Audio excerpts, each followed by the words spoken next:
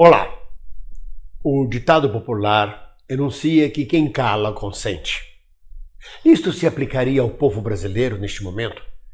Neste momento em que suas conquistas sociais estão sendo retiradas, que todos os avanços sociais e todos os benefícios voltados para o povo brasileiro estão sendo retirados, derrotados, furtados, desaparecidos, enquanto a gente assiste a maioria absoluta da população calada, indiferente com o que está se passando? Este silêncio seria um consentimento? Se é consentimento, ele nos desautoriza por completo de continuarmos nossa luta, de falarmos em nome do povo ou não. É uma questão que eu trago hoje aqui. O povo nem sempre é revolucionário ao nosso gosto.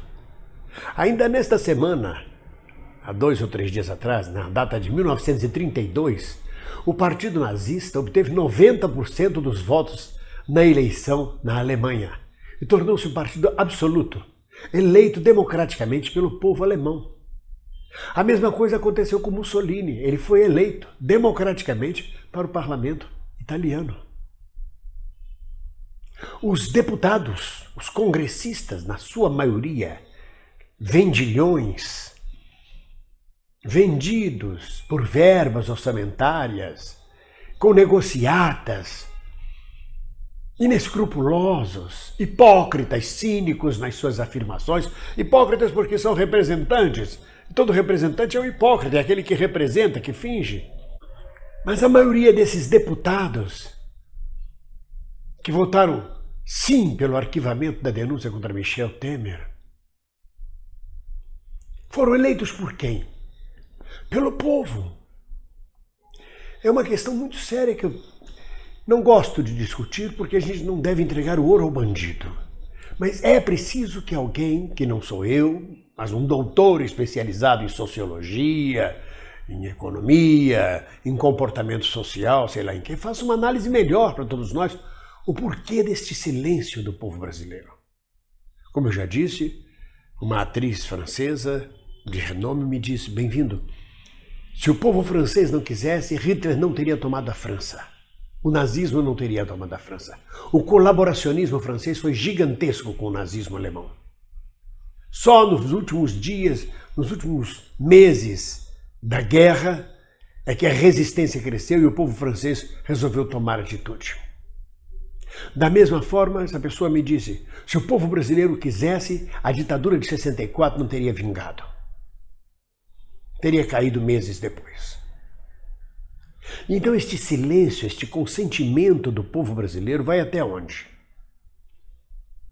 Enquanto gritamos fora Temer, direta já, dentro de um círculo restrito a nós mesmos, a alguns milhares de nós mesmos, intelectuais, militantes, lideranças sindicais, consciência política que nós temos, a maioria imensa do povo vive em silêncio. Aliás, em silêncio não.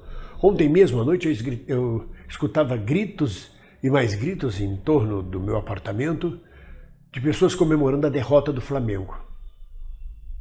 Para o futebol, o povo está disposto. Para o carnaval, o povo está disposto. Para os eventos esportivos, festividades, bailes, o povo está disposto. O povo se pronuncia. E por que não se pronuncia nos seus direitos? Porque está consentindo com isto? É uma pergunta que eu faço. Eu não estou afirmando, eu estou perguntando. Porque se ele consente, ele nos desautoriza. Ele nos tira a autoridade da luta. Deixamos de ser autores populares. Mas ainda assim, é preciso lembrar que mesmo com a vitória do nazismo em 1932 nas eleições, os comunistas, os socialistas, os progressistas, os liberais, os católicos estiveram o tempo todo alertando o povo alemão, mesmo na contramão da história, até a derrota final do nazismo. Ainda assim, isso se passou na Itália também de Mussolini, se passou na França ocupada pelo nazismo. E talvez essa seja a nossa função. A voz que clama no deserto. Talvez a gente se identifique muito mais com o profeta João o Batista do que com algum líder revolucionário que tenha sido vitorioso nas suas pregações. João era aquele que dizia: eu sou a voz que clama no deserto. Talvez estejamos no tempo em que clamamos no deserto de nós mesmos, no deserto das consciências, no deserto da miséria humana, no deserto do individualismo, no deserto da sociedade, no deserto da solidão, no deserto do egoísmo, no deserto da desesperança. Mas essa é uma questão que eu trago para vocês, porque eu tenho certeza que vocês também estão pensando assim. Até quando vamos gritar fora Temer, diretas já, e esta ressonância não vai além do meu próximo companheiro? Do meu companheiro mais próximo de luta, que já sabe disso tudo, e isso não alcança o povo. Eu não entendo essas pesquisas que dão que 95% querem o Temer fora da presidência. Que 90% não aceitam Aécio Neves. Que 81% querem que o processo contra Temer siga adiante. Que uma maioria absoluta quer eleições diretas. E não acontece nada. Onde é que está essa gente que deseja isso? É em casa, guardando seus sonhos? Por que deste silêncio? Por que desta não mobilização? É um apoio silencioso à quadrilha do poder? É um apoio silencioso à corrupção? Não posso acreditar nisso.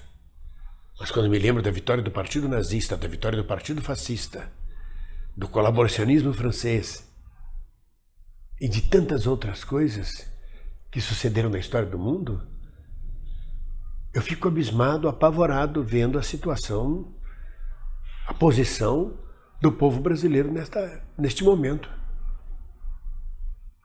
Ainda assim a gente persiste. Clamamos no deserto. Há um filósofo que diz, eu não me lembro quem, se o povo não me ouvir, falarei às pedras. Eu acho que foi o próprio Cristo que disse isto, ou um dos profetas. Eu clamarei, e se vocês não me ouvirem, as pedras me ouvirão. Eu sei que isso parece idealismo, mas talvez vai passar um bom tempo em que a gente clamará para as pedras. E apenas as pedras nos ouvirão. E talvez as pedras sejam o povo petrificado. Fica no ar a pergunta. Este povo que cala, consente?